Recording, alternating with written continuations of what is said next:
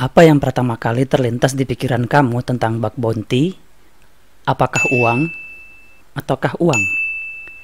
Jika kamu memikirkan demikian, maka setidaknya kamu sudah mengetahui sedikit atau banyak tentang bug bounty program.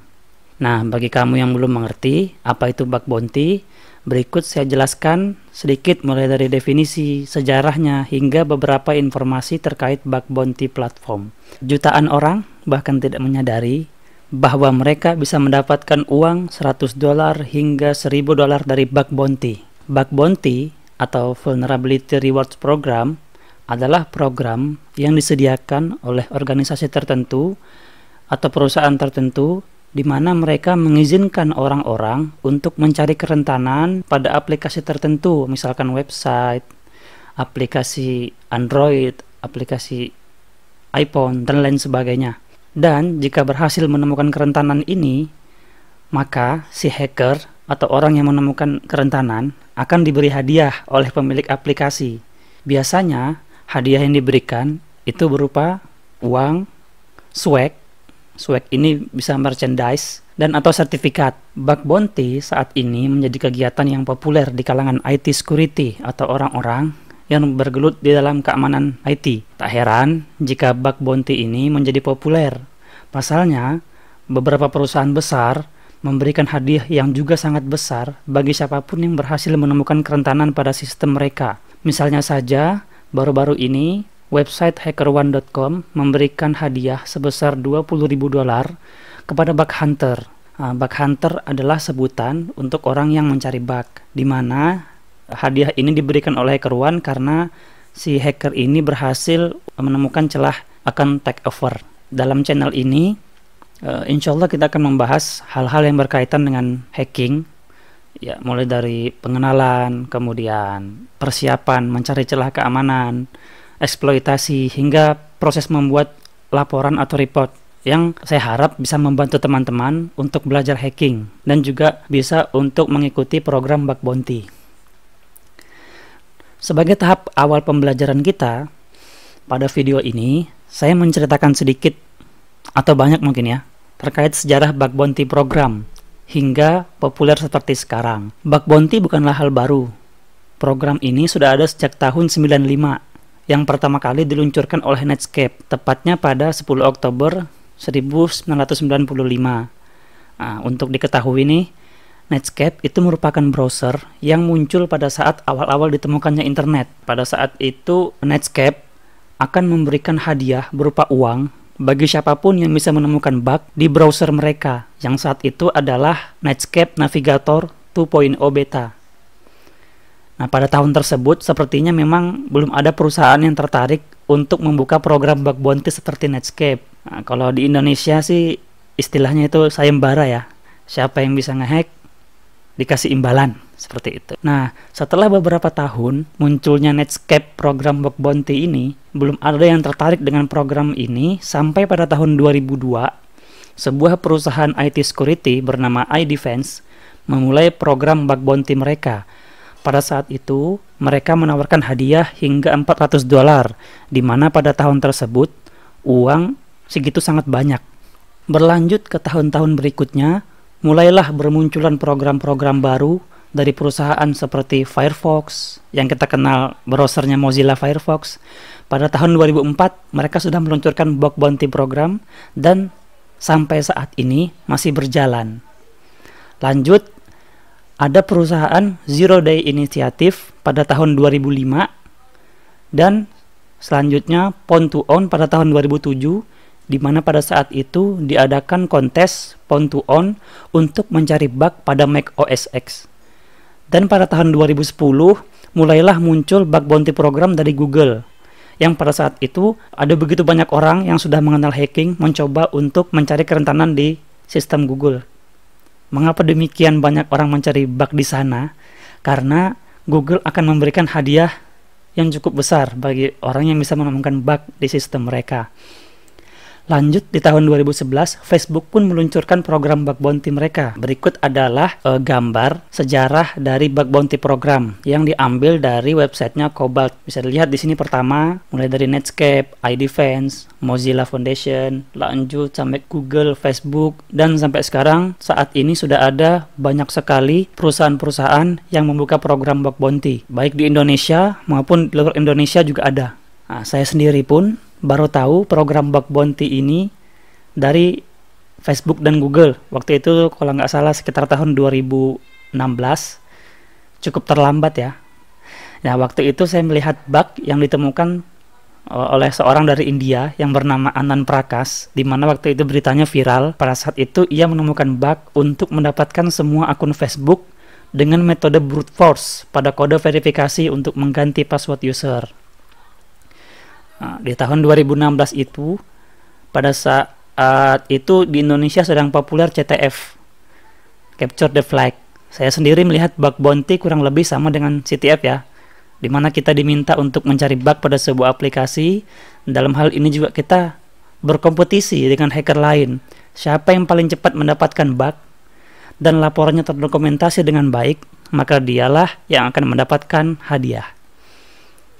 Saat ini sudah banyak perusahaan atau organisasi yang membuka program seperti Adobe, Microsoft, Yahoo, GitHub, dan lain-lain. Contohnya seperti ini, Adobe membuka program bug bounty. Di sini kalian bisa lihat guideline-nya apa.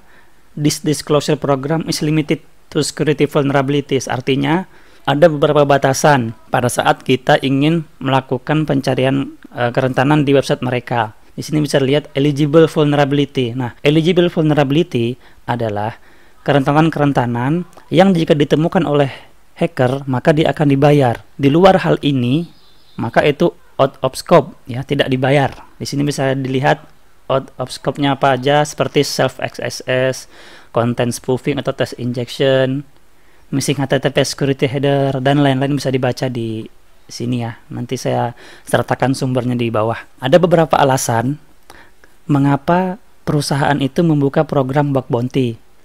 Yang pertama adalah kurangnya sumber daya yang ada di perusahaan tersebut, karena biasanya kalau di perusahaan itu kerjaan nggak hanya satu ya, satu orang bisa mengerjakan beberapa pekerjaan lain sehingga tidak terfokus.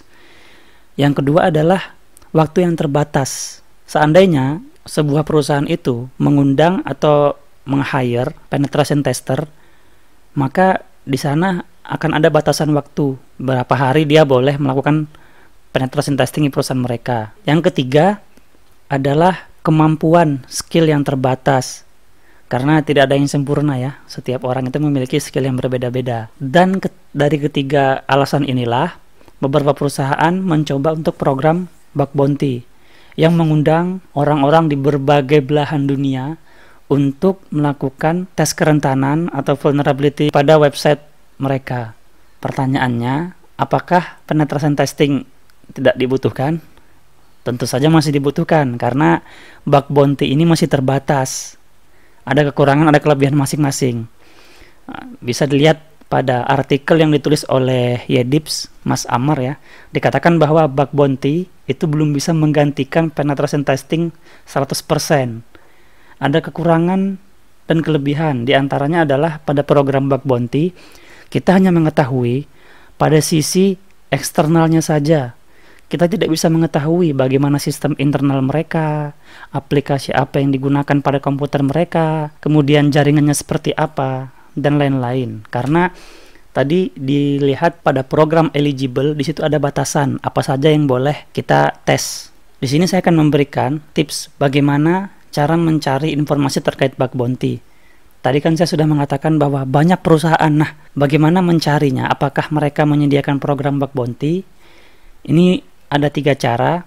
Yang pertama, mencari melalui website. Apakah mereka menyediakan program bug bounty? Misalnya kita mengunjungi website Microsoft, lalu kita cari di Google, apakah mereka menyediakan program bug bounty.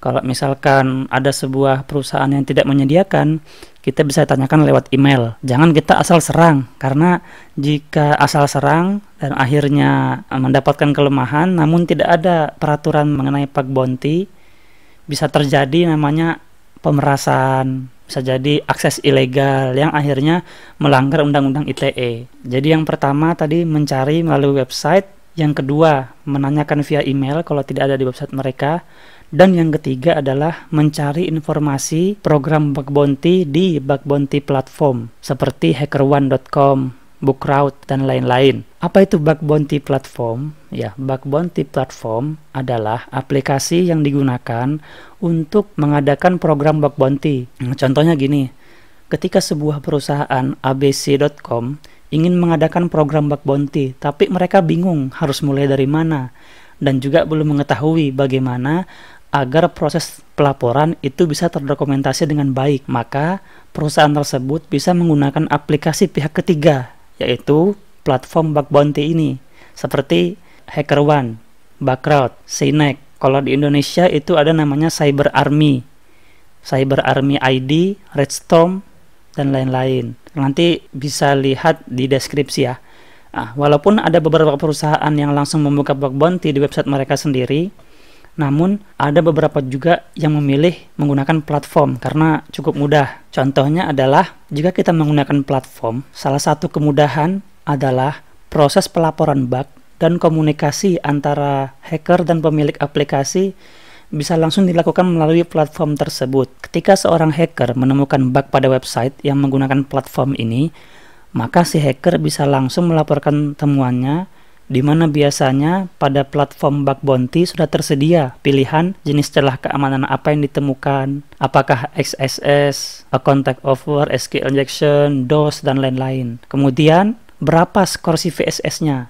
Bagaimana tingkat kerentanan, apakah low, medium, atau high? Kemudian lainnya adalah platform ini menyimpan histori bug yang tertata rapi sehingga akan memudahkan bagi pihak pertama untuk melihat bug apa saja yang telah ditemukan dan juga memudahkan untuk melihat apakah laporannya itu sudah dilaporkan orang lain, duplicate, atau juga apakah laporannya sesuai dengan peraturan atau eligible. Hal yang terpenting pada saat melaporkan bug atau mencari bug adalah membaca peraturan terkait hal-hal apa saja yang boleh dilakukan di sana. Jenis celah keamanan apa yang diperbolehkan, skopnya apa saja, dan kemudian cara melaporkannya seperti apa.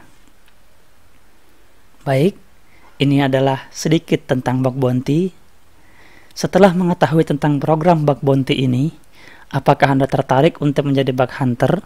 Jika iya, maka mulailah dari sekarang, mulai pelajari semua tentang bug bounty. Jika Anda masih bingung dari mana harus mulai belajar, insya Allah di channel ini ke depan kita akan banyak membahas tentang hacking.